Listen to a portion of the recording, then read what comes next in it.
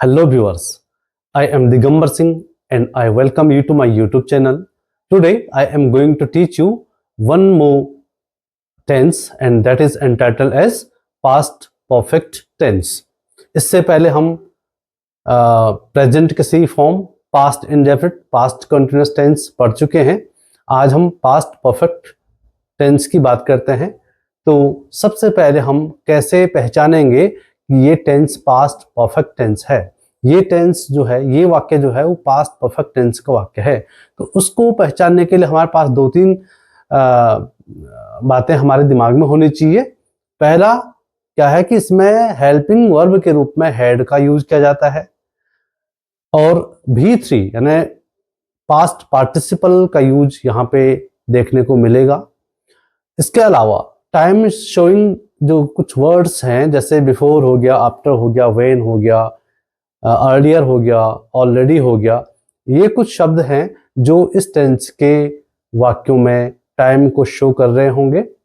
और यदि हमारे पास एक हिंदी का वाक्य आता है जिसके अंत में चुका था, चुकी थी, चुके थे, लिया था, लिए थे, इस तरह के वर्ड आते हैं टाइम के साथ, तो हम ये मान लेंगे कि ये जो टेंस है वो है पास्ट परफेक्ट टेंस। तो कुछ उदाहरण हम यहाँ पे आपको बता रहे हैं। जैसे पहला उदाहरण है she had already learned her lesson. दूसरा है the patient had died before the doctor arrived. तीसरा हिंदी का सेंटेंस है वह पहले ही यह कार्य कर चुका था। और चौथा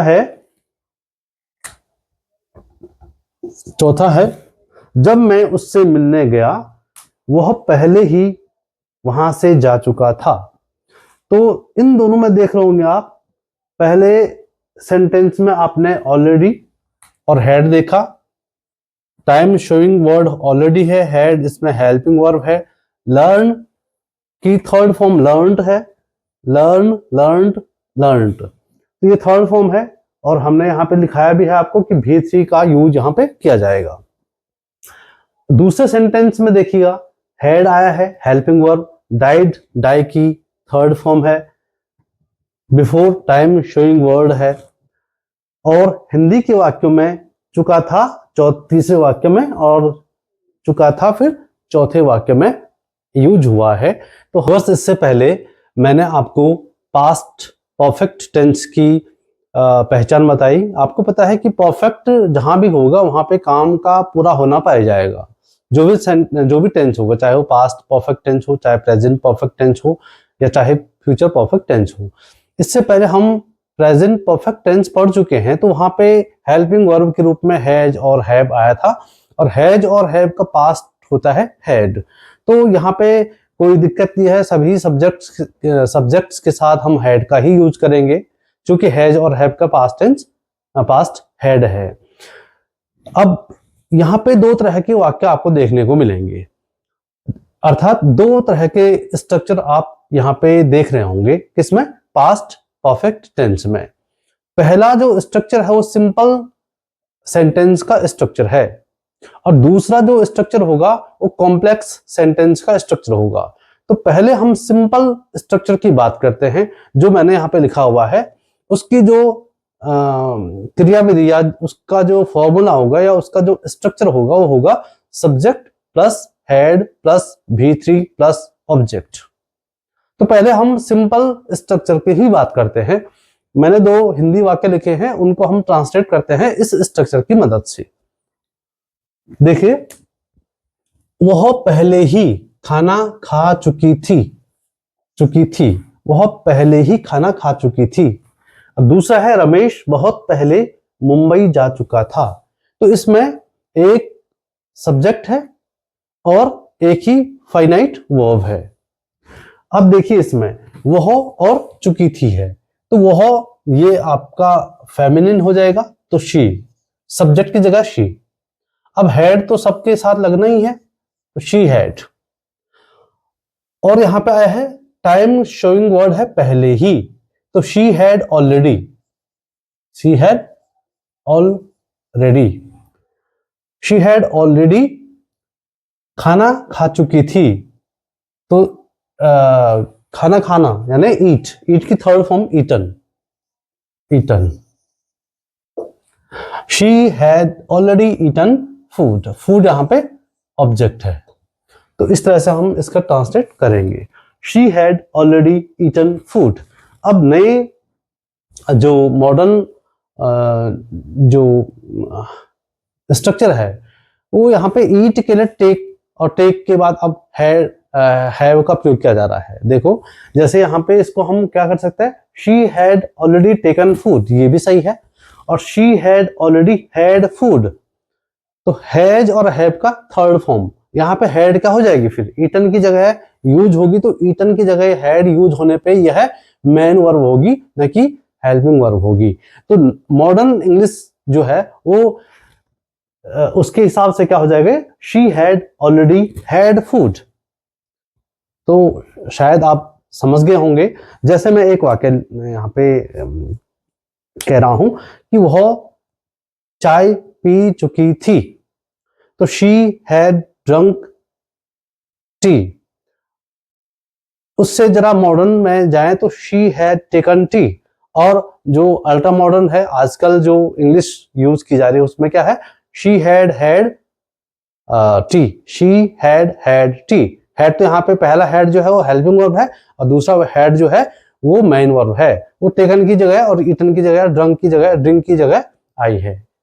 तो समझ गए होंगे शायद। तो दूसरा एक सेंटेंस है, रमेश बहुत पहले मुंबई जा चुका था। तो यहां देखें आप, रमेश सब्जेक्ट, रमेश हैड, क्योंकि हैड तो लगना ही है, रमेश हैड मुंबई जा चुका था, यहां पे V3 क्या है, जाना, यानी go, went, gone. Ramesh had gone कहां, मुंबई, मुंबई, मुंबई। अब यहां बहुत पहले है तो much earlier, much earlier. Ramesh had gone to Mumbai much earlier. तो इस तरह से हम इस टेंस के सिंपल सेंटेंसेस का ट्रांसलेट करेंगे हिंदी से इंग्लिश में, और ये जो है उसका स्ट्रक्चर हो गया, subject plus head plus V3 plus object. अब हम बात करते हैं कॉम्प्लेक्स। यहां पे हम स्ट्रक्चर, यहां पे लिखूंगा मैं सिंपल, ये है सिंपल। इससे पहले मैं पास्ट परफेक्ट टेंस का सिंपल स्ट्रक्चर आपको बता चुका हूं। अभी हम कॉम्प्लेक्स सेंटेंस की बात करते हैं। तो कॉम्प्लेक्स सेंटेंस वे सेंटेंसेस होते हैं जिसमें एक मैन क्लॉज होती है, एक सबऑर्डिनेट क्लॉज होती है, या मैन क्लॉज को हम प्रिंसिपल क्लॉज कहते हैं, और सबऑर्डिनेट जो क्लॉज होती है उसको हम हिंदी में आश्रित उपवाक्य कहते हैं, और मैन क्लॉज या प्रिंसिपल क्लॉज को हम कहते हैं मुख्य उपवाक्य। और इन दोनों उपवाक्यों को जोड़ने वाला जो शब्द होगा वो बिफोर, इन इस टेंस में बिफोर, आफ्टर या व्हेन होगा। ये तीन शब्द में से कोई एक शब्द इसमें जरूर प्रयुक्त होगा। तो हम देखते हैं कि चूंकि हम सिंपल स्ट्रक्चर पढ़ चुके हैं, तो जो पहले काम पूरा हो चुका होगा उसका ट्रांसलेशन हम पास्ट परफेक्ट टेंस के सिंपल स्ट्रक्चर की मदद से करेंगे, और जो काम बाद में समाप्त होगा उसको हम ट्रांसलेट करेंगे किससे, पास्ट इंडेफिनिट टेंस के अफर्मेटिव सेंटेंस के फॉर्मूला क्या या स्ट्रक्चर के आधार पर। तो देख लीजिएगा, लिखा भी है यहाँ पे subject plus head plus V3 plus object. इसको हम जस्ट पढ़ चुके हैं इससे पहले, यह है सिंपल स्ट्रक्चर। लेकिन यहाँ पे टाइम शोइंग वर्ड्स जरूर आएगा।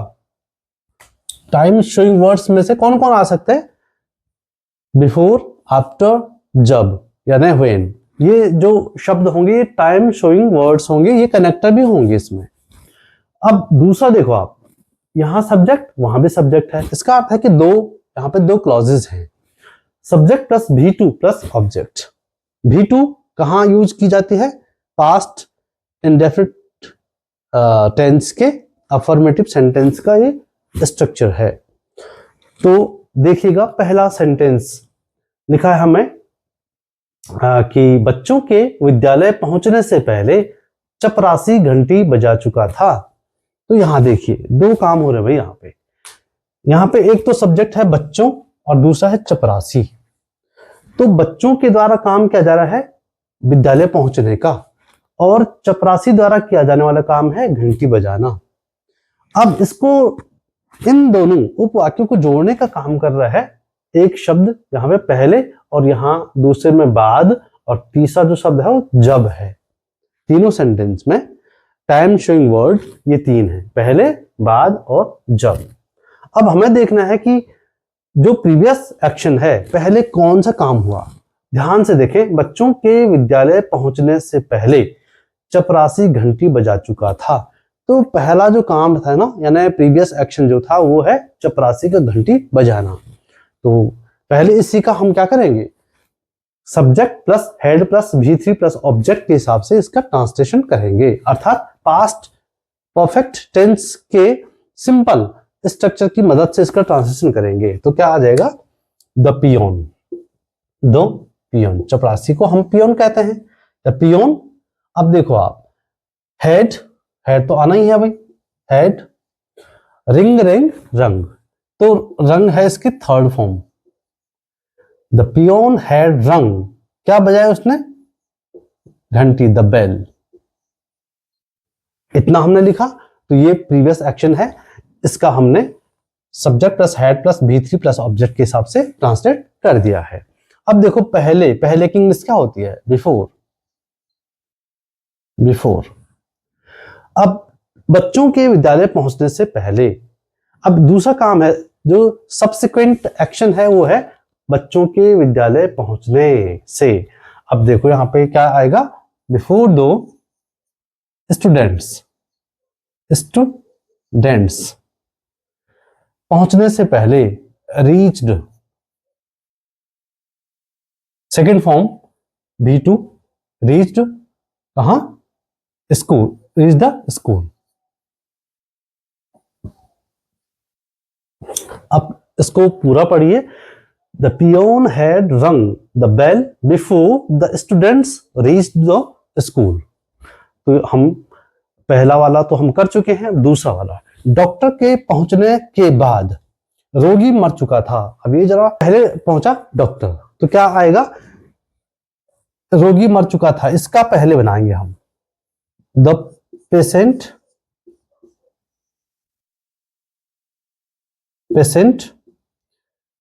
डाई का second form died, the patient died.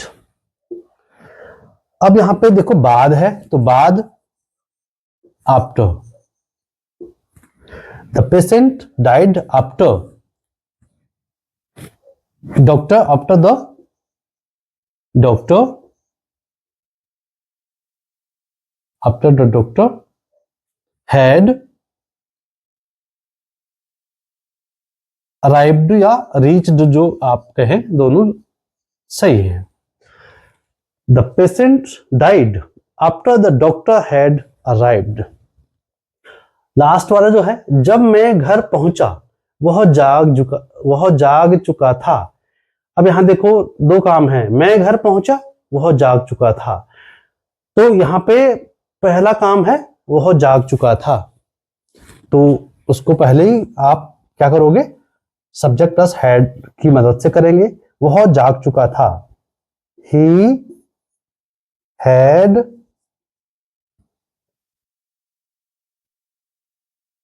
Woken, he had woken up. अब यहां पे जब है, तो जब हम क्या बनाएंगे, ये जब जो है ये कनेक्टर का काम करेगा, व्हेन। अब व्हेन के बाद मैं घर पहुंचा, तो मैं की इंग्लिश आई, पहुंचने को कहते हैं रीच, उसकी second form reached, when I reached home. He had woken up when I reached home. अब ही की जगह अगर यहां पे रमेश होता तो क्या हो जाता, Ramesh had woken up when I reached home. तो हमें क्या करना है, जो भी काम पहले समाप्त होगा उसको पहले हमें चिन्हित करना पड़ेगा, उसको हमें देखना पड़ेगा कि कौन सा इसमें प्रीवियस एक्शन है और कौन सा इसमें सब्सिक्वेंट एक्शन है। प्रीवियस एक्शन का ट्रांसलेशन हमें हमेशा किसकी तरह करेंगे, पास्ट परफेक्ट टेंस के सिंपल स्ट्रक्चर की मदद से करेंगे, अर्थात subject plus had plus V plus object.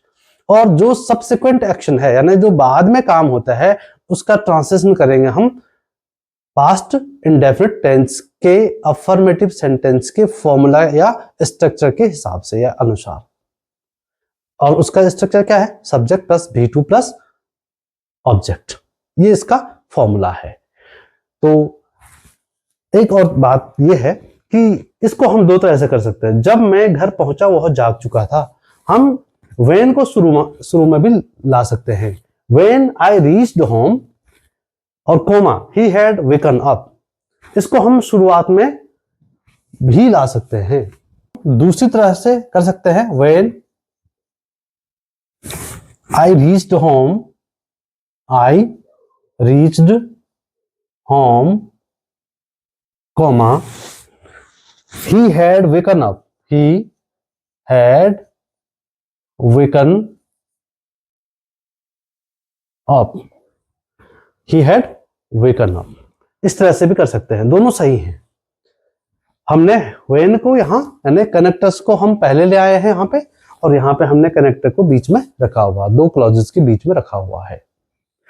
तो आशा करता हूं कि आप पास्ट परफेक्ट टेंस का अफर्मेटिव सेंटेंस का फॉर्मूला या उसका स्ट्रक्चर समझ गए होंगे। आपको ये बात समझ में आ गई होगी कि कौन सा प्रीवियस एक्शन होता है, प्रीवियस एक्शन जो होता है उसका किस टेंस के अनुसार ट्रांसलेशन किया जाता है, और जो बाद में काम समाप्त होता है उसका हम कैसे ट्रांसलेशन करते हैं, किस टेंस के हिसाब से या किस टेंस के स्ट्रक्चर की मदद से उसका ट्रांसलेशन करते हैं। तो बच्चों मैं नेगेटिव, इंटेरोगेटिव और इंटेरोगेटिव नेगेटिव सेंटेंस की जो फॉर्मूला है या जो स्ट्रक्चर्स हैं उनको यहाँ पे नहीं बता रहा हूं, क्योंकि अगर आपको किसी टेंस का अफर्मेटिव सेंटेंस का फॉर्मूला आ जाता है तो आप इजीली उसका नेगेटिव इंटेरोगेटिव और इंटेरोगेटिव नेगेटिव सेंटेंस में आप आसानी से बदल सकते हो। दो ही टेंस ऐसे हैं, एक है प्रेजेंट इंडेफिनिट टेंस और एक है पास्ट इंडेफिनिट टेंस। इसका अफर्मेटिव सेंटेंस का फॉर्मूला यदि आपको याद भी है दोनों का, तो जरूरी नहीं है कि आपको नेगेटिव और इंटेरोगेटिव सेंटेंस उनका बनाना आ जाए, क्योंकि उनका अफर्मेटिव सेंटेंस कुछ अलग है और नेगेटिव कुछ अलग हो जाता है। लेकिन यहाँ पे तो बहुत सिंपल है। अगर आप देखिएगा स्ट्रक्चर है इसका, सिंपल सेंटेंस का स्ट्रक्चर है subject plus head plus V plus object, उसको फिलहाल रहने दीजिए। तो इसका आप क्या करेंगे, जैसे ही आप इसमें नेगेटिव बनाओगे तो क्या हो जाएगा, subject plus head plus not हो जाएगा। और यदि इसका क्या करेंगे, इंटरोगेटिव सेंटेंस बनाओगे तो हेड पहले आ जाएगा, head plus subject plus V plus object हो जाएगा प्लस क्वेश्चन मार्क हो जाएगा। और यदि इंटरोगेटिव नेगेटिव सेंटेंस है तो आप इजीली इसकी मदद से ही क्या बना सकते हो, इंटरोगेटिव नेगेटिव सेंटेंस का स्ट्रक्चर अपने आप बना सकते हो। जैसे कैसे बनाओगे, हेड प्लस, हेड से पहले WH भी आ सकता है ना, WH plus head plus subject plus not plus V plus object plus question mark, इस तरह से बना लोगे। इतने टेंस पढ़ाने के बाद मुझे लगता है कि आप इजीली किसी भी टेंस का, दो टेंस को छोड़कर किसी भी टेंस का negative interrogative interrogative negative sentence का स्ट्रक्चर इजीली बना सकते हो। फिर भी आपको अगर समझ में नहीं आता है या आपको जो मैंने आज पढ़ा है उसमें कोई कॉन्सेप्ट आपके क्लियर नहीं हुए हो तो आप कमेंट बॉक्स में कमेंट लिखिएगा, मैं उस पर एक डाउट क्लियरिंग वीडियो लेकर आऊंगा। Thanks for watching this video.